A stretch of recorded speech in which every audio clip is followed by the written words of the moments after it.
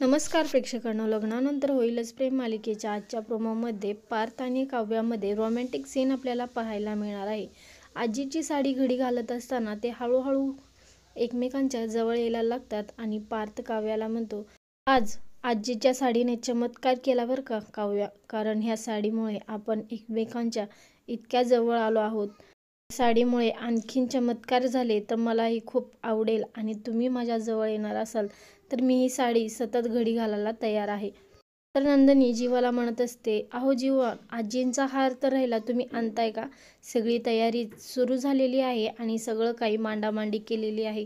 पूजासुद्धा सुरू होणार आहे. तेवढ्यात पाठीमागून विक्रमचा आवाज येतो आणि हार आणायला हार त्याच्याजवळ असायला हवाय ना. सगळेजण पाठीमागे वळून पाहतात. जीवाच्या डोळ्यामध्ये मात्र प्रचंड पाणी असतं. तर नंदिनी म्हणते, तुम्ही जीवाशी असं का बोलताय बाबा? त्यांनी काय चूक केली आहे? कारण तो त्याच लायकीचा आहे आणि इतकी मोठी चूक केली आहे की ह्याला आता त्याची चूक सुद्धा समजणार नाही. त्याच्या आजीने दिलेला सोन्याचा पिढीजात हार विकून आलाय तुझा नवरा. तर जीवाने हार का विकला आहे हे सत्य परिस्थिती जीवा सगळ्यांना सांगू शकेल का? आणि सगळे त्याला समजून घेणार.